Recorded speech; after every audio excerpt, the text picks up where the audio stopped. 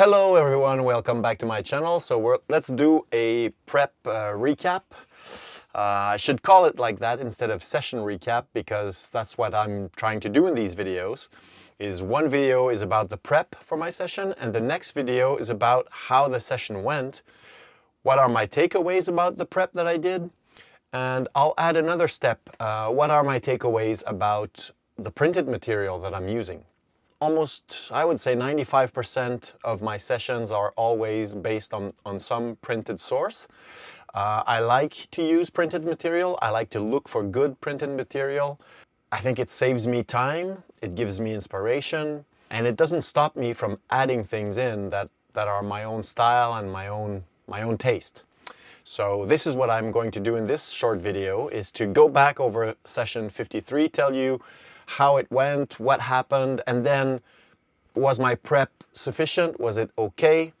And lastly, did the printed material in Wrath of the Warden, the first chapter of the Throne of Thorns campaign for the game Symbaroum, did it work out for me? So before we start, we need to open a beer, as is tradition. I don't always do it because sometimes I record a bit too early in the day, but tonight is the right time for a beer. So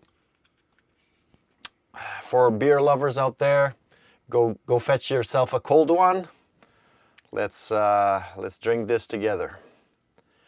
So this one is another gluten-free beer. I'm not celiac or anything, but I just try to minimize gluten because it does upset somewhat my digestive functions.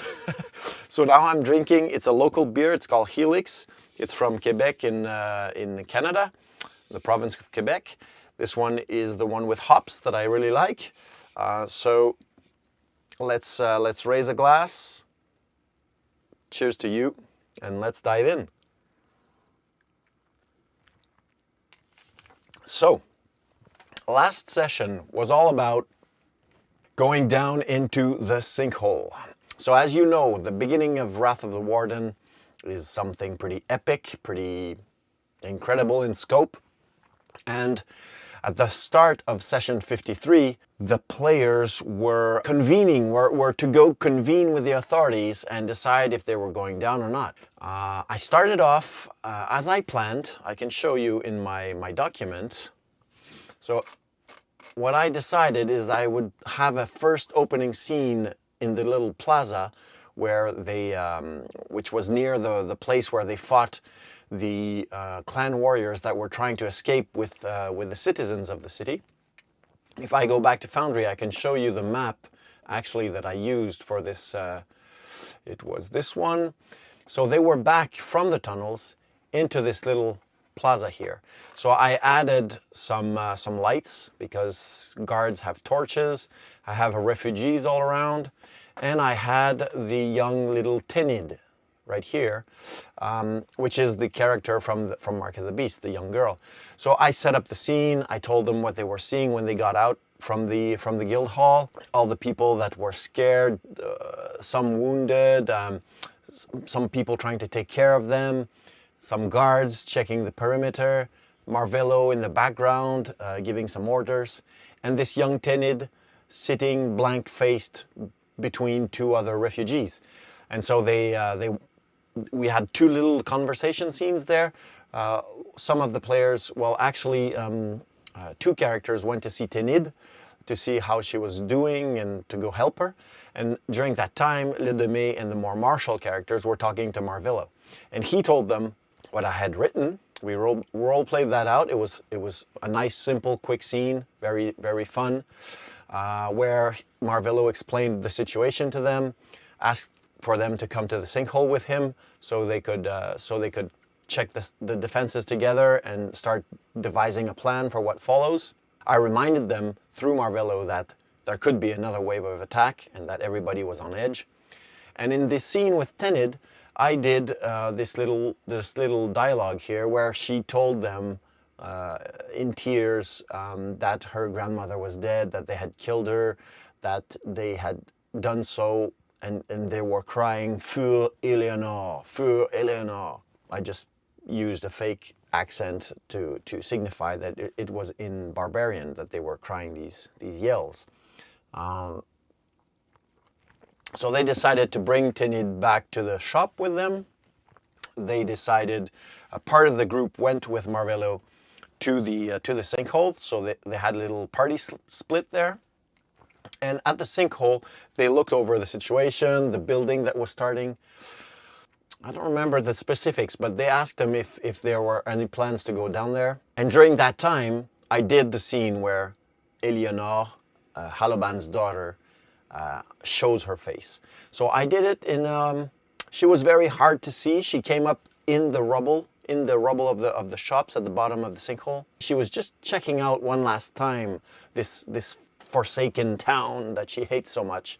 I did the sounds of a bit of shuffling, but mostly laments, a weird singing, and some drum beats in the underground, as the last groups of this tribe were leaving with their prisoners. So no big slithering sound, because I don't know why they put that in the published module, but I don't know what it refers to. I think it's just for gratuitous suspense. Maybe I'm wrong. If I'm wrong, tell me in the comments. Maybe there is some link to something that I missed in the book, but I doubt it. I've read it a few times and I can't remember anything. So they saw her spread her bat-like wings and disappear in the darkness, and they were pretty wowed and holy shit. I think my players, I'll have to ask them, but I think that this beginning of this scenario took them a bit off guard by its scope, by the monstrosity that's involved. So they're a bit like, they're really reacting to events up to now. So this is this first session where they'll get to have the initiative. And that was good. During the last two sessions, it was a lot of combat and a lot of events that unfolded one after the other, that I was the narrator, railroading them from one to another. And that felt really weird for me. And I can see that my players are I don't want to say they're disengaged. They're really liking it, but they're more passive. And if it lasts too long, they get used to being passive. And you, the GM, become the only person that moves the story forward. And that is really hard for a GM to do, leads to GM burnout, and is just not fun. So I told them that the mayor was waiting for news, and Marvello sent them to the mayor or something like that. I don't remember exactly who decided what, but it's not important. They all decided to go back to the report to the mayor and see what was going on with the authorities. So we moved back to the Thistlehold map.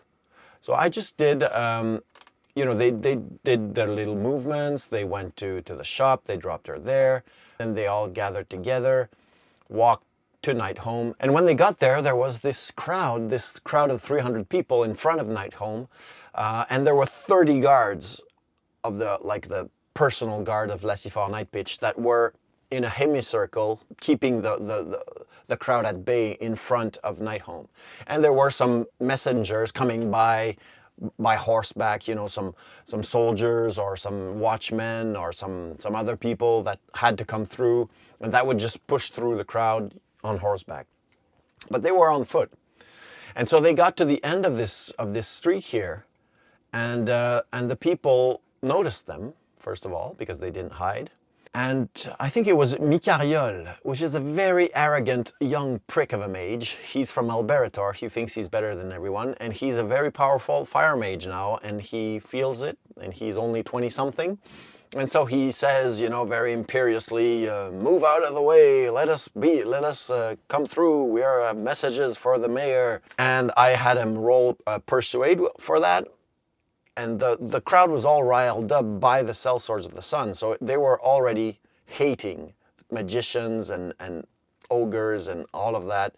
They are there because they think that this catastrophe that just happened is due to the fact that the mayor wasn't harsh enough against the PCs, notably, and against all the heretics of the town. And maybe that the mayor should throw all the barbarians out of the town, and so on and so on. So it was the wrong crowd to be arrogant to, and so he completely failed his persuade roll. In that case, the persuade roll, of course, won't make the crowd friendly suddenly, but it's just to gauge how he presents himself. Does it unleash instant hostility, or do people contain their wrath and let him through anyhow? He botched it, and people started yelling at them, and people started throwing rocks at them, like, because he botched his roll. And I think it was Lodome the Templar that tried to do also a bit of an intimidating act, and she botched too. So the two botched rolls, it was over. I mean, the crowd was not cooperating at all. So the Goblin Bow stealthed out of that and went to the guards through the crowd while I was pelting rocks at the character. So I was pelting like 6 or 7 rocks that could hit. So I determined randomly who got the rocks. They did their defense rolls. It was 1d6 damage per rock. I rolled the damage because I thought that it was more interesting, since it's like a random, it's a hail of rocks, so you don't know what's going to happen. You know, there's a lot of randomness to it. So I preferred the random damage for that. A few of the characters took a few toughness points, and that was the idea, is that it's like attrition. You know, it's nothing really dangerous, but if you stay there for too long, you might get hurt.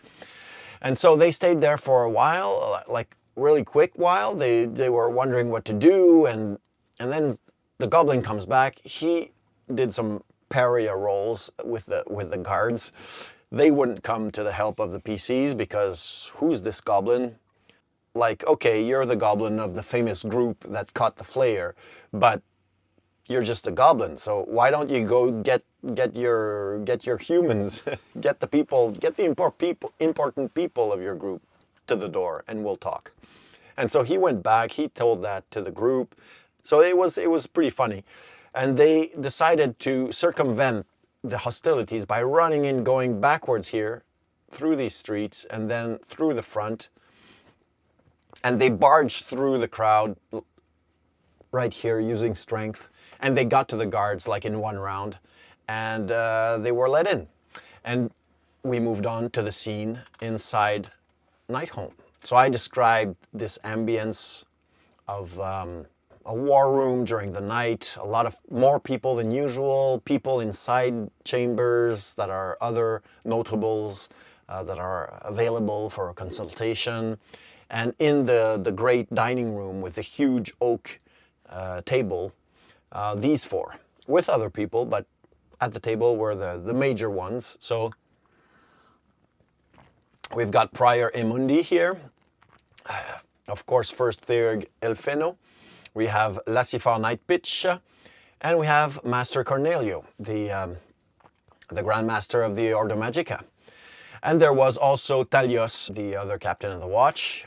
And when the PCs came in, they asked questions of them. There was quite a little discussion about what to do, and it was a nice little role play scene. I really liked it. I think that having 4 NPCs to play out for me was a good number. Wasn't too much, and Cornelio was mostly silent, so I mostly had 3 to play.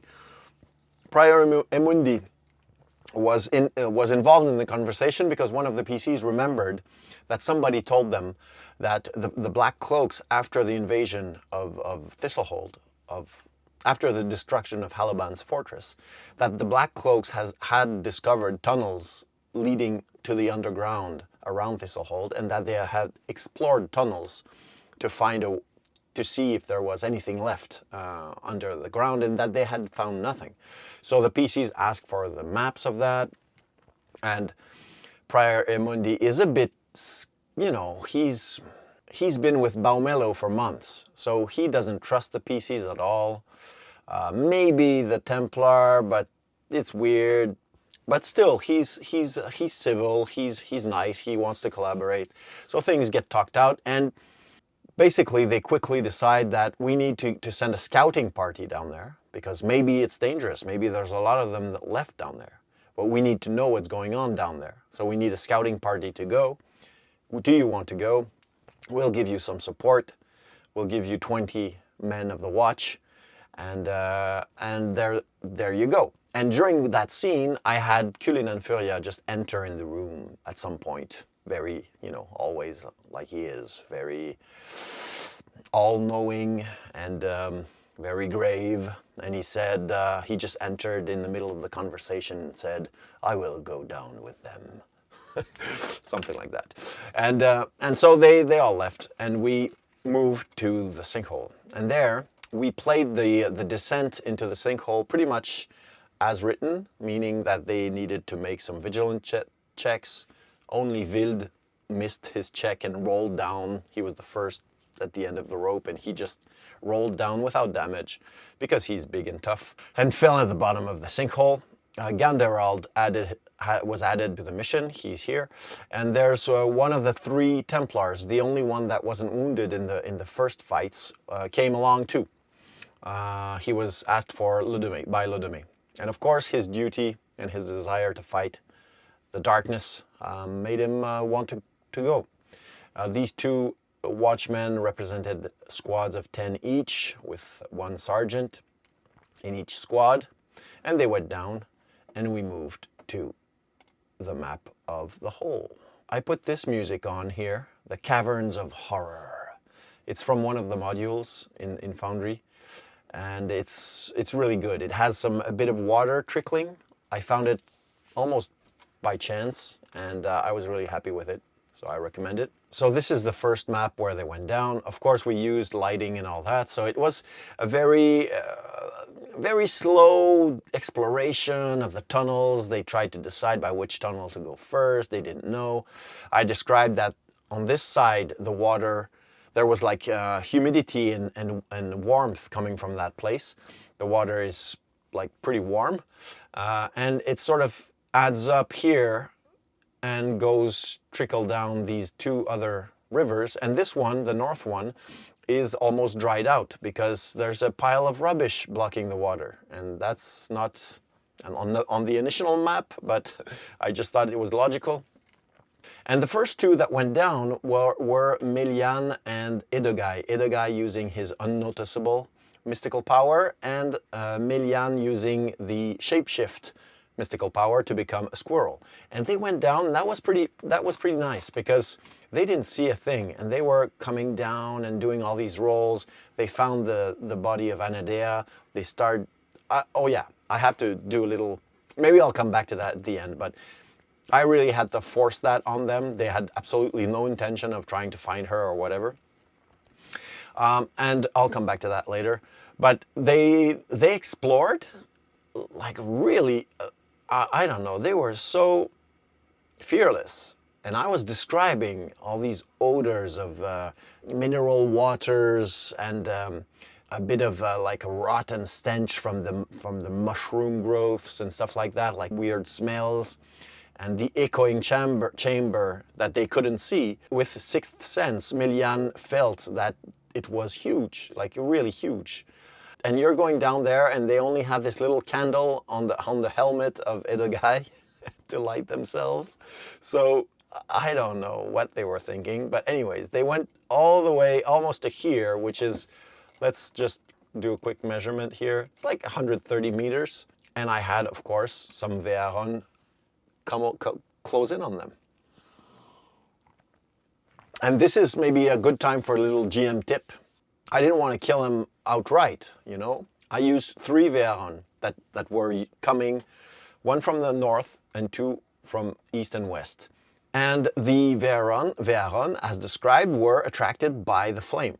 It's the heat of the flame and the smell of the flame that really makes them crazy. And I just played on that.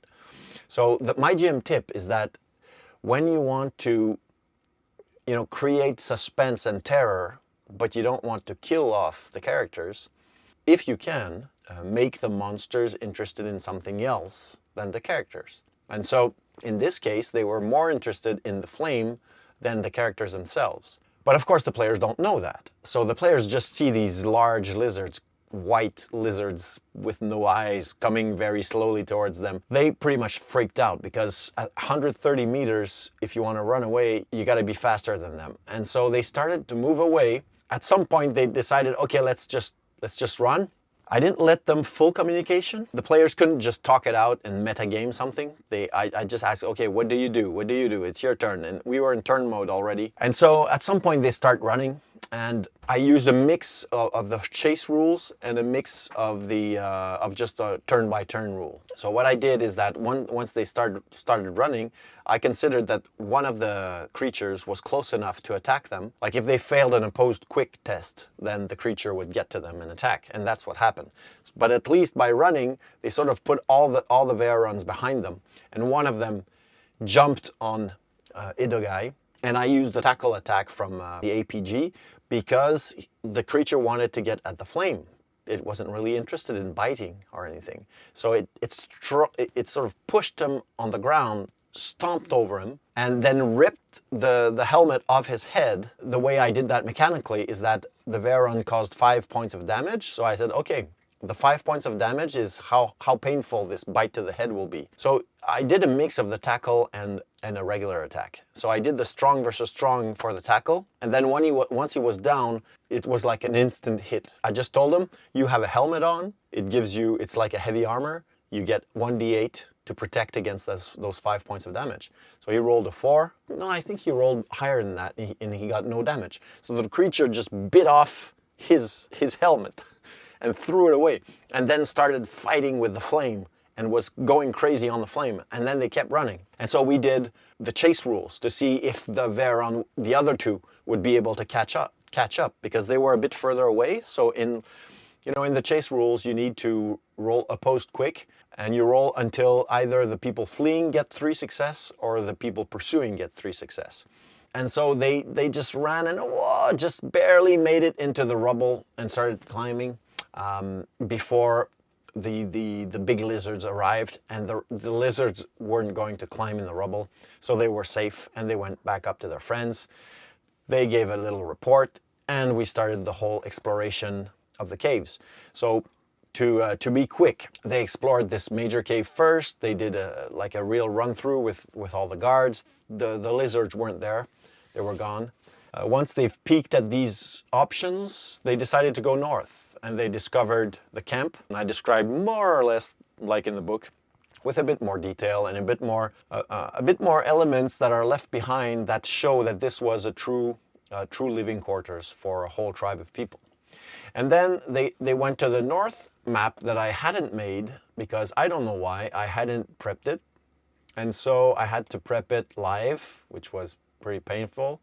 I did it without any walls. I just imported this image. So they went there, and when they got to this pool cavern, I decided, okay, this is the moment where in the book they say that a Vearon attack arrives. But now they're like 32 or something in their group with the guards and everything. So I let them go up all the way to the pool itself without anything happening. And there they made some vigilant tests, and they noticed that some lizards were coming in the water, like crocodiles. And maybe some would arrive from the north, and they didn't know. At first it was 4, and then 5, and then they realized, holy shit, this place is a nest. It's full of them. It's like dozens. Like they don't know how many there are, and they're just seeing all these little white shapes honing on them. And so they decide to run. They run down all the way here, and now they have to squeeze by this little space, which is wide enough, but they used it as a place to attract the creatures against a few strong, stalwart warriors that would hold them back while everybody was passing by. So Ludome and the other Templar did some full defense action, just banging their shields and going to the water and just waiting for the charge and blocking all that they could block. The rest of the group just filed through super fast. They shot a few crossbow bolts in support, and then And what saved the day is that Cullinan Furia and Mikael started throwing some fire at the beasts, and they noticed that the fire made them crazy. It just confused their senses, and they were just, you know, almost fighting amongst themselves. Fire was really the tool to defend against these beasts. So they went back down, and they decided, and that's the fun part, having the players surprise you with ideas, with their stratagems. When you offered a challenge to the players, of course, don't give them something impossible to surmount, because that's no fun. But give them something that are scary and hard and difficult. But let them come up with creative ways to foil the enemies. And in this case, that's a very good example of one of these. I don't know, I've seen that a few times on the web. It's the idea that some encounters are not made to be vanquished. You're not made to fight them to the death. You need to find a way to either circumvent or stealth by or trick or just flee. And this was one of them. If they had stayed in that room, maybe they would have prevailed, but there would have been many deaths on their side. So the weakness of the Vearon was the relation to fire. And that was the way to dominate this encounter, which they did. So they took all the flammable material from the camp. They came back, they made a fire, right? I'll show you. Right here, like a big bonfire, the biggest they could. And they just waited for the lizards to come by and to be attracted by the fire, which they did. They came in droves, and they started fighting to get over the fire. They were scared and attracted to it at the same time, and they just went by really quickly, stealth mode on the side, and ran up and explored the northern tunnels. They went this way, and then they went this way. At first they were able to follow tracks, and afterwards they lost the tracks, and they realized that these tunnels here would split up even more. There were, like, it was a whole expedition to organize there. So they decided against that, and they decided, let's go back and at least finish the job of the tunnels under Sinkhole. And so they decided to go explore the rest. And they went through this one here, where there was less water in the river, remember? And when they got to the lake, they were wowed, and they were wondering, like, what's the size of this place? And so they explored a bit. Cullinan Furia started becoming much more excited. Edogai, with his glasses, detected that there was this source of corruption. And I described this source of corruption because, remember, I want to make this place a bit more mystical, a bit more... I want the power nodes are very strange alien things that have links to the Yonder world. And I want to make this first encounter with a power node something memorable, mysterious, very, very, like, clearly something that has to be explored. It's not part of the rules, it's not an item, it's something weird. It's something that's part of the story. So I described to Edogai that he was seeing like a bit aurora borealis, like little sheets of blue light with black folds. He saw some of them in the big cavern, the first big cavern too, but just a few. And here he saw lots of them, and he saw that they were emerging from this center point somewhere, like really far out into the lake. That's why they were trying to get closer. And I described it as, you know, a bit like all these little sheets were going in all directions, like a bit fractal kind of thing.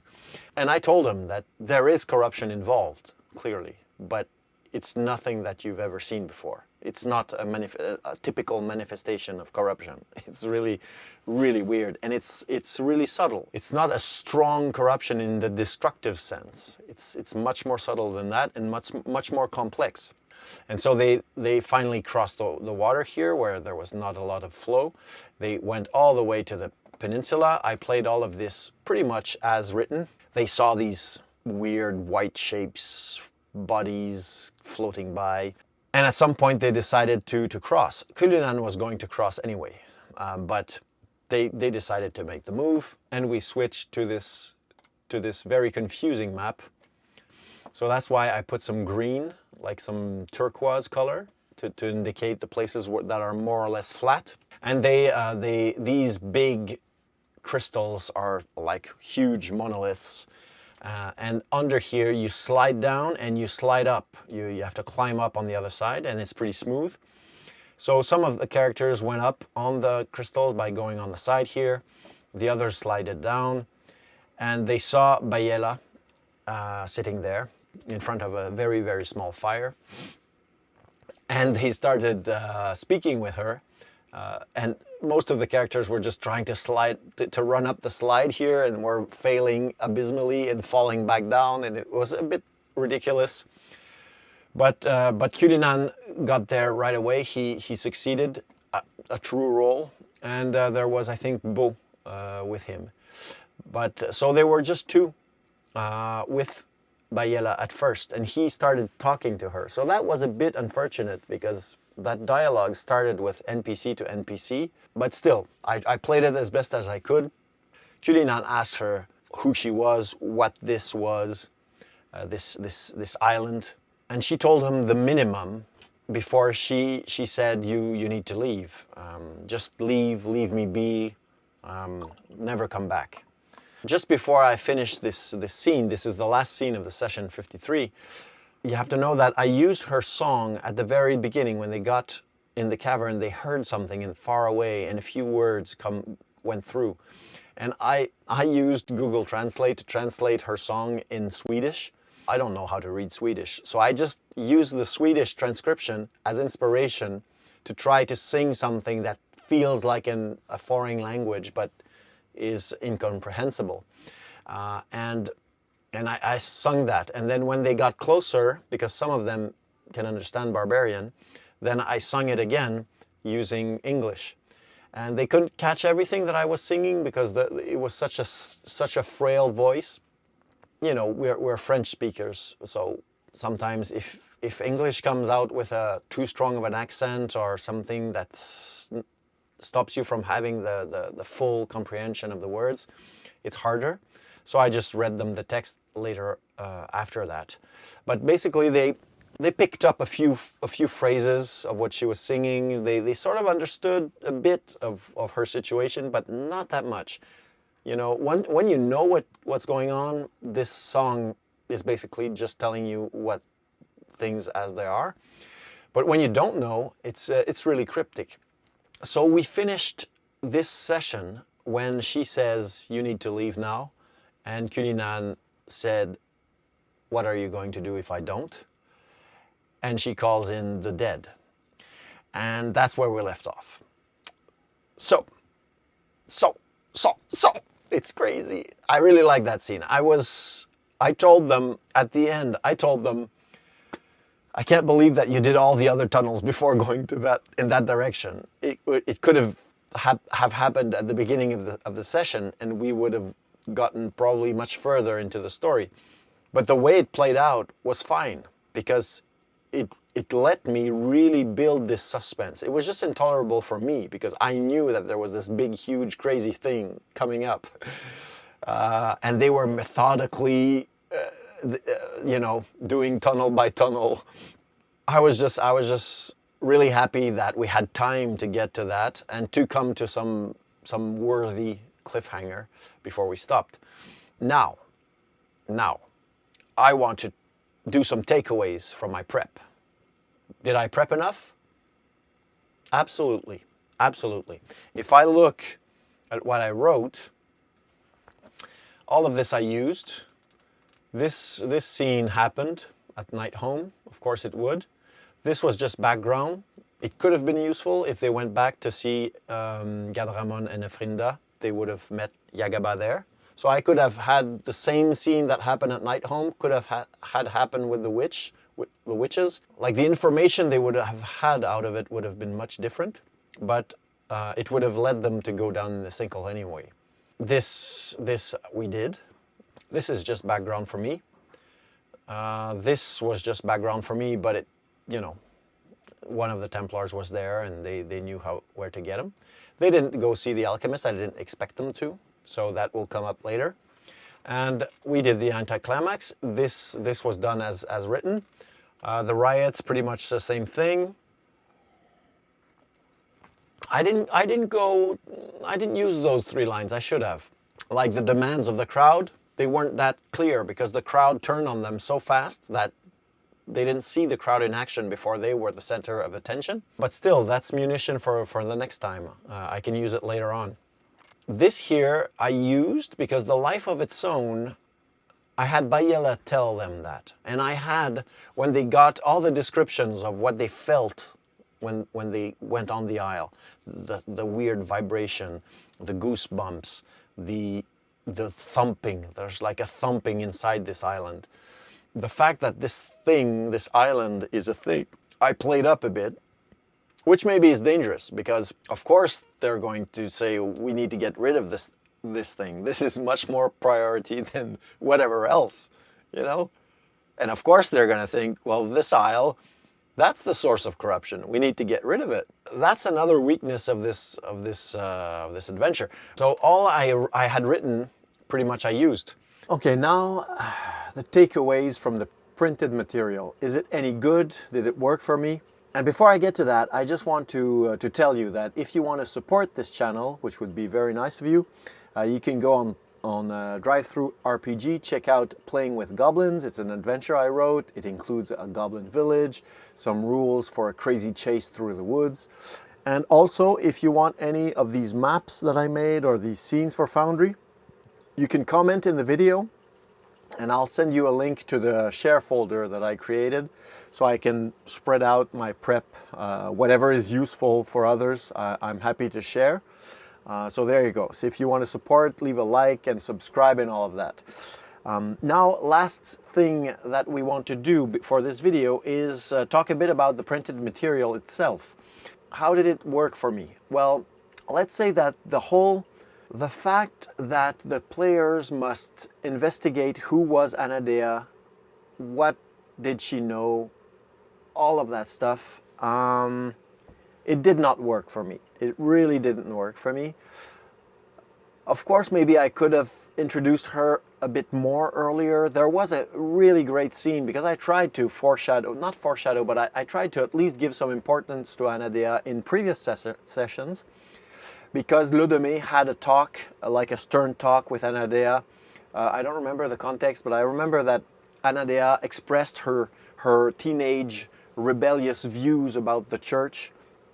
So that was already set up, but when we played the beginning of this Wrath of the Warden adventure and the scene at the tavern, I think I wished I would have time to prepare that for that session, because that session was after the vacation and my work and all that, and so I had no prep at all, and I played it as printed.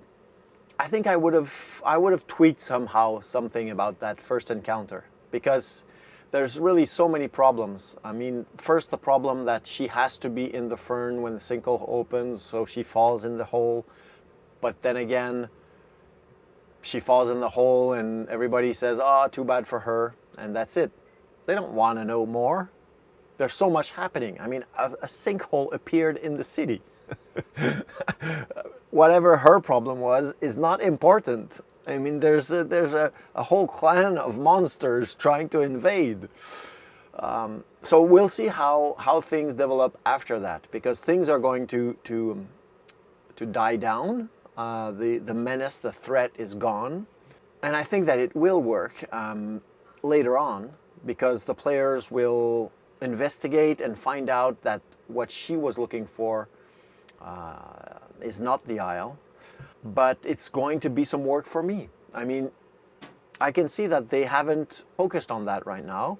I think they will want to know what's going on with this Isle. Is this Isle activating, and what they should do about it? So let's open.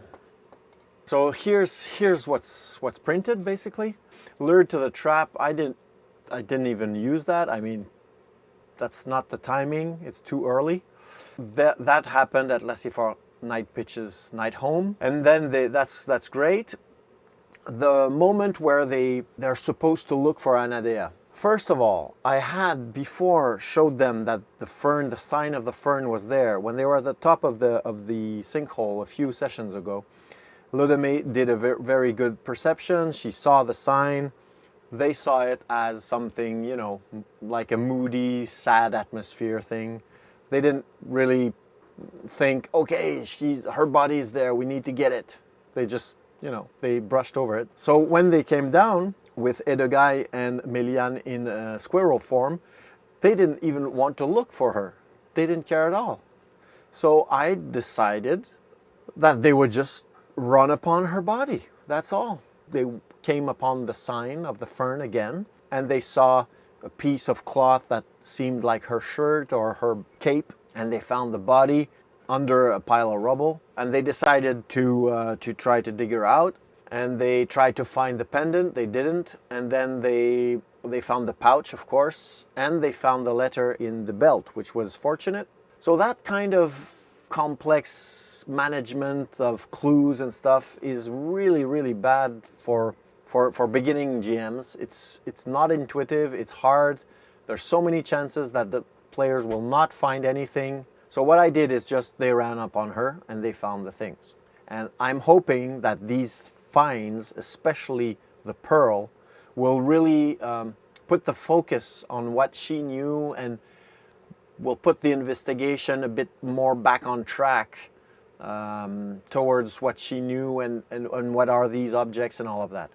What I might do is that this pearl lets her communicate with Tearateana, and when they try to use it, I might have Tearateana speak instead of having this like silence, ominous silence at the other end. I don't know what she would say. It will be cryptic. She will be very wary. You see, that's for the next prep. I need to find out exactly what's going on in the minds of the elves right now. That's the first thing that didn't work for me. The Anadea, it's just such a weak motivation for the players. So, but at least my players, the good thing is that my players are really up to it to defend Thistlehold against corruption. They've done it for the crown and the flayer, and now they have this new problem and they really want to tackle it just because they want to protect the town. So that's good. Next thing that is problematic with the story as printed is that she warns them that a very powerful source of corruption has entered the town. And right after that, a hellhole pit opens up with monsters, deformed monsters, and in that pit there is a crystal isle that is concentrated corruption. So what do you think the players will think? Of course they're going to think that the isle is the problem. So I'm probably going to have to use NPCs to remind them that the isle has always been there. So why did the well suddenly react? But the well isn't the reason Anadea went to them. They might just say, well, the well, who cares about the well? Anadea got the information about the isle, and she had to do something about it. She had to find it, and now we found it. So maybe the through line for my table, at least, will be that they will say, we've got it. This is it. Now we need to find who Anadea was working for and report to them. Since my group is pretty sympathetic to elves, they're not full on. I mean, certainly not the Templar. Actually, I really like that. And the fact that they might realize really, really late that Erlabert is doing some other stuff. That's great. And Erlabert, I think that he will just have them spied upon. And as long as they're not investigating him, he doesn't care. And as soon as they do have some suspicion about him, he will try to assassinate them. So I think that will be the general dynamic. And I want to find some other elements to just tie in a bit more of the other players, like Beau.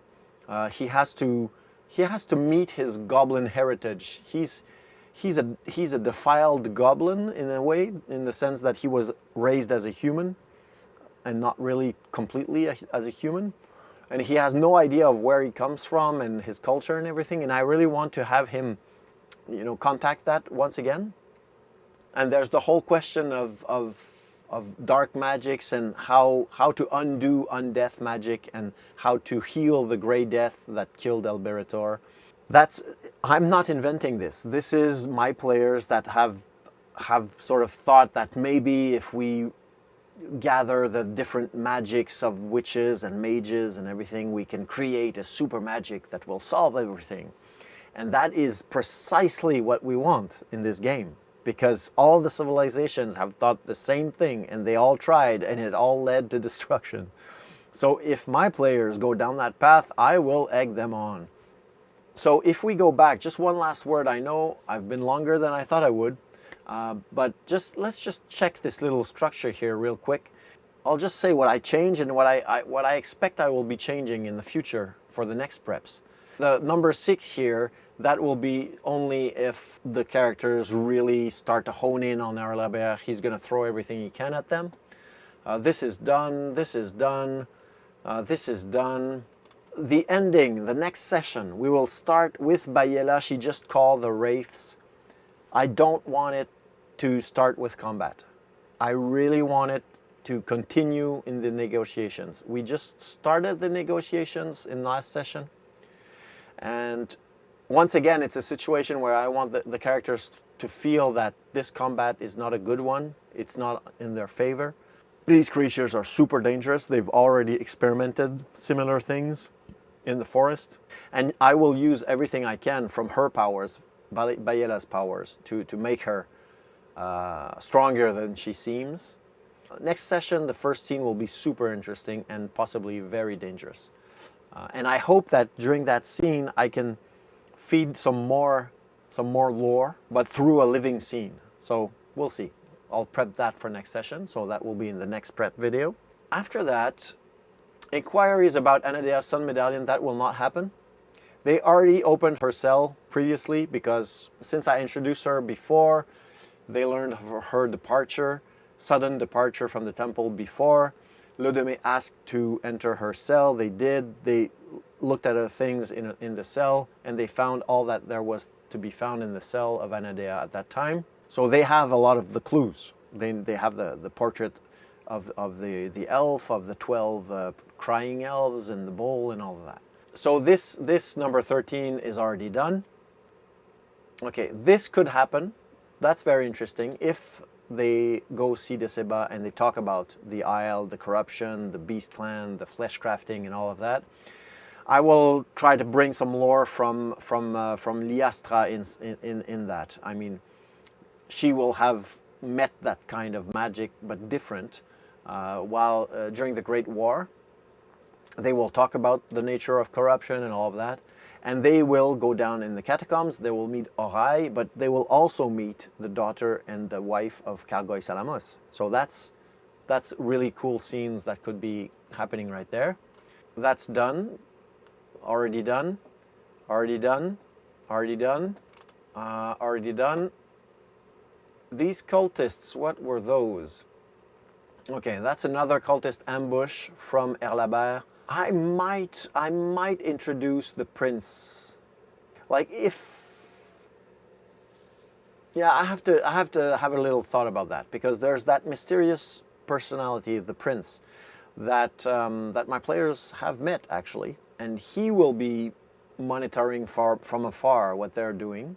And now I'll just have to decide if he's in league with Erlabert, if he strikes a deal with him, or we'll see. Of course, the cultists, I want them to be really just desperate people, basically, as they're presented, but I'll just stress that. So that's done. That's done. So you see, we've done a lot of, all the Cargoy Salamos stuff is already done. Done. They already have these clues, as I said before. And here, the legation, that will be interesting. That will be interesting. Because the fact that there's the tablets and the Templars are in town and all of that, I think that the Templars, I want them to stay in town because I want, you know, some drama to evolve. They have 2 wounded men, so they will wait for them to get better. before leaving for Temple Wall. I think that if they go to the legation to get some information about the key or something like that, then the Surya Argana will make a move. She will try to convince them to show her the tablets. Maybe she will try to steal them from them. Like the faction of the Queen will appear during those scenes, so it's very important that they are well thought out. So you see how I work. I don't plan too much ahead. I just have a feeling that I have to do something about that. But then I'll prep it when it comes, you know. The archives, the notaries, yeah, that's a side quest. Arkiel, blah blah blah, Grimhaven. That's all. I don't think that's going to happen. That's really just a side hustle that leads nowhere. I think that I won't be using that. Sun Knights, that will be tied to the Surya Argana thing. The first thing that might arrive is that they will bring the PCs with blindfolds to the tablets. They will see the tablets. They will realize the potential of these tablets. And when they get back to Surya Argana, she will ask to see the tablets. They will know where they are, so they can do a deal with her, and we'll see what happens. All that fight will probably not happen. If it does happen, if I want a fight, if I need a fight at that point in the story, I can have the Queen's men ambush or try to steal the tablets. And then they go to Anadea storage, and from there, I think it should continue as, you know, pretty much as printed. But there's one thing though, is that there's the fact that Eox, they know Eox, they've seen Eox, and that Lvild has a link to this creature. I think that means that I have to make this meeting with the elves and discussions about how to save Eox a bit more central to the last part of the story. And I have to think a bit on what it means about corruption and magic, that a spirit like this, that is oozing corruption right now, can be healed and stop producing corruption. It's like as if it's an embodiment of nature. Any harm done to this spirit is like pollution done to nature, so it causes corruption. But I want to keep things, you know, mystical and everything, but I think I'll have to go towards something like that. And maybe I should sort of feed in that the magic of nature, the essence of nature, has its own healing powers, and that nature can heal the Grey Death in Alberator, and not more magic. So, a journey towards being humble. I'll write that down. Okay, a journey towards being humble. So you see what I'm doing right now. It's just adjusting the tone of the campaign, like the way I want to play it. As I said in previous videos, I really like the exploration and the mystical aspect of Symbaroum. I like the faction play too, but I want it to be like the second layer. I don't want to be the first layer. And so I have to keep those elements of discovery, mystery, unraveling ancient truths, discovering the cosmogony of this world, make these things important to the story, and make these things not too spread out and far out from one another. I mean, like every two sessions, something should happen that feeds into that, and that reminds the players that, okay, this is the game. We have to unlock this knowledge. We have to save the world, but we don't know exactly what we're saving, so we need to understand how the world works to try to do something useful. So the journey towards being humble, I really like that. That's an idea that I have right now with you, because the game, like all games, is always about earning XP, making your character more powerful. I have a lot of mages in the group.